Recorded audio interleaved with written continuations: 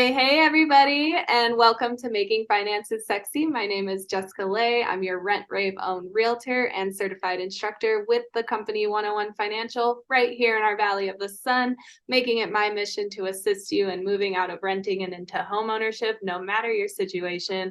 I'm ready to be your personal finance coach and first-time home buyer specialist. Yeah. And with me in real life again, Miss Rose Short. Hey guys, it's me, Rose, aka the Red Queen. Come down the rabbit hole with me. I am a financial consultant, as well as CEO of Kronika Luxury and a realtor here in the Phoenix Valley. And this, of course, is Tika. It's my mission to help you fire your boss, live your dream lifestyle, and build multiple streams of incomes without breaking the bank. Whoop, whoop. And we got a little special end of our first season episode for you guys. We're here today to talk about our doggies. Yes, budgeting with pets. How to save some money without having to get rid of your children. Especially when they're big ones like this. But look at this cheap toy. That'll save you some bucks. For sure. Sweet. Sweet. Good girl. Okay, go do. Good girl. All right, so let's talk pets. What does it cost to have them? And of course, how can you save money? So biggest expense, of course, is going to be vet bills. Not much I can really tell you guys on that one other than put some money aside for expenses on that. Especially here in Phoenix, valley fever is a huge concern. It only exists here, which is frustrating. Yeah. But it is, as you know, it can be a massive money spend if your pet does get it. Yes, it can. My dog has valley fever, and it has not been the fun experience that anybody ever wants to go through, but we'll do anything for our furry loved ones. So I definitely budget in her medication because she does have to take it daily, and we know how expensive medication can be.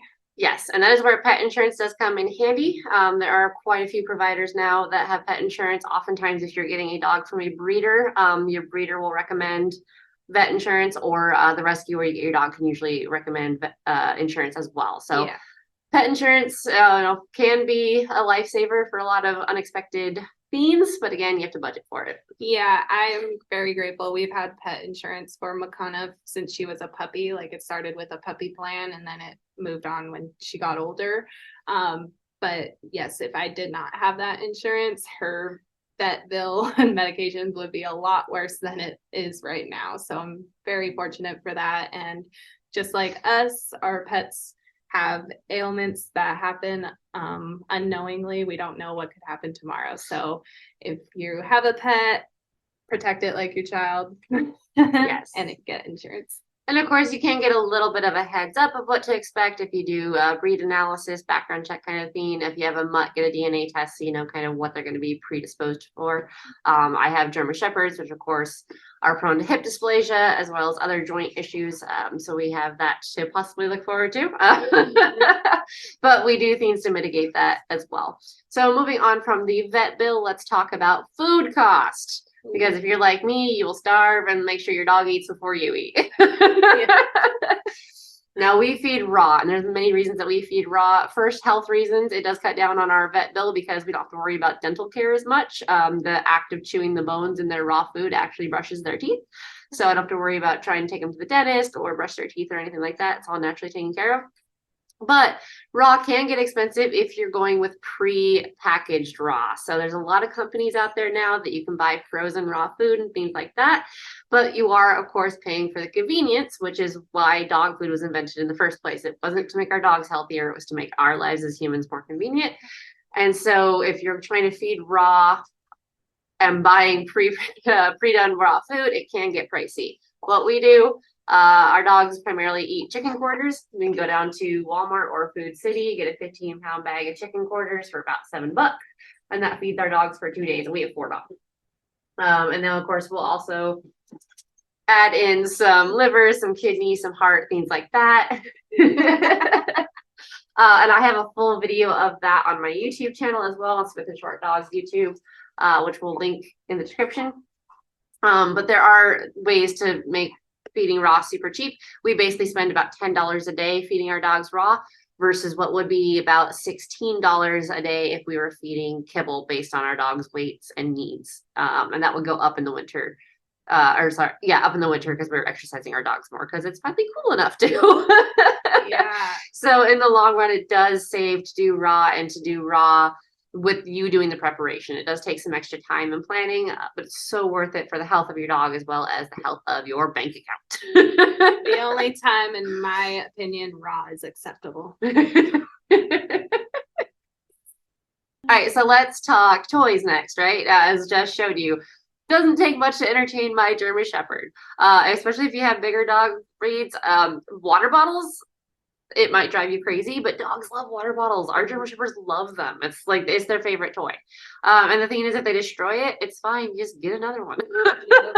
Obviously, pieces of wood are not great because your dog can, swallow some splinters or potentially puncture their mouth or anything like that, and it makes a mess.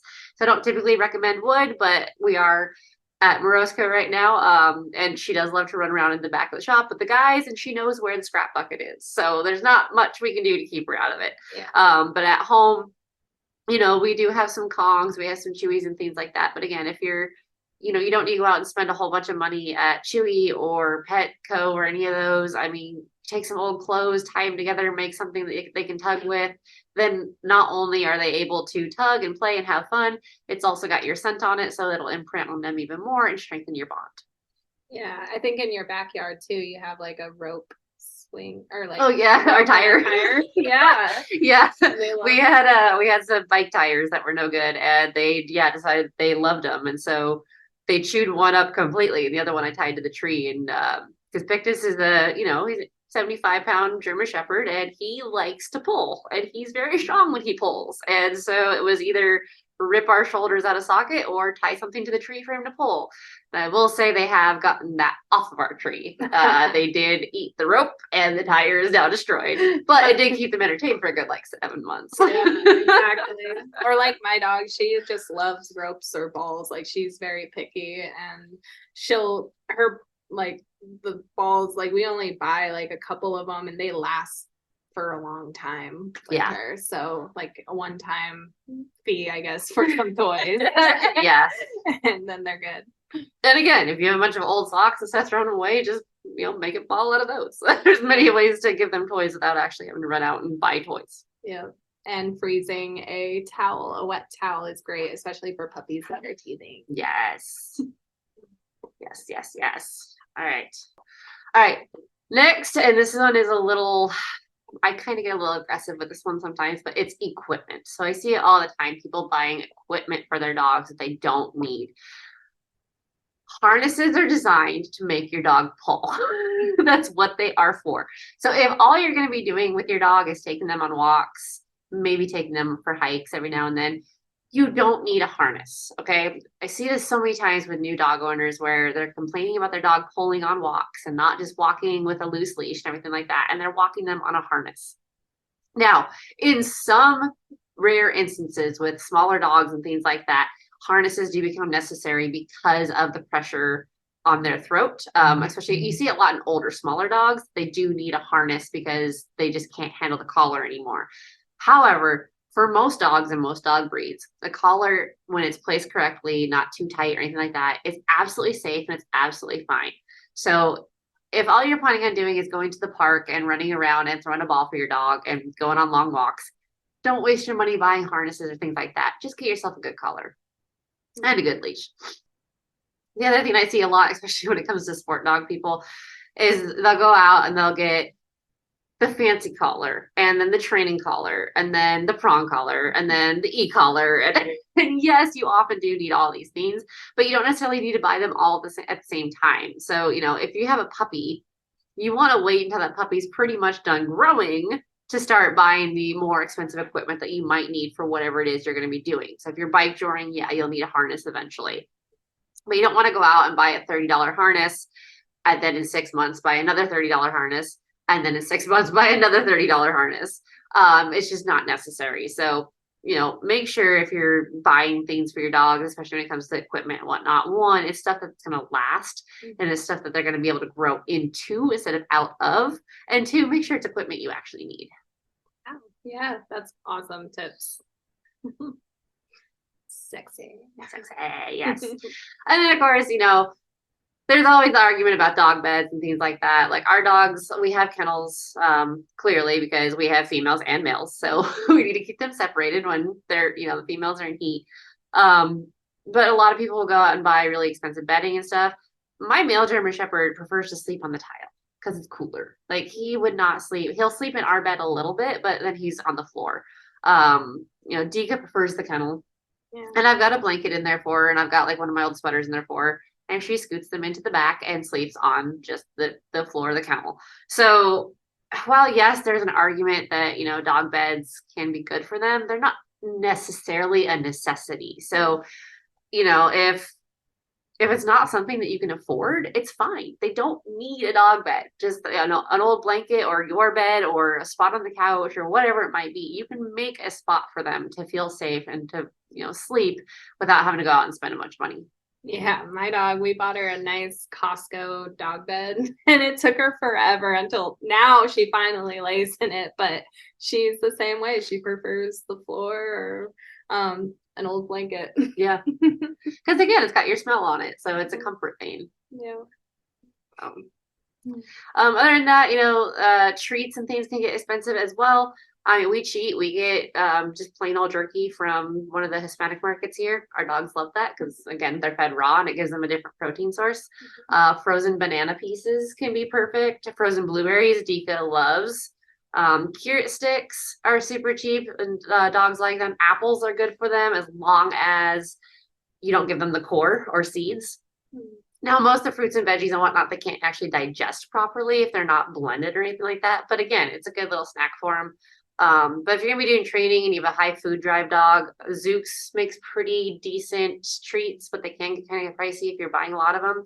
But again, if you can find a butcher or something where you can just get super cheap meat to make jerky out of, or pre-made jerky that's not seasoned, so no garlic, no onion, nothing like that, it's very bad for your dog. Those things are really, really easy to get a hold of, chop up, and then you've got some really good training snacks, and usually for a whole lot cheaper. Well, I hope you guys got a lot of valuable information. If you have dogs or pets, or if you're thinking about getting pets, you should. They're super fun and a great addition to our families. We love them, and yeah. Don't go crazy. You don't need all the fancy stuff.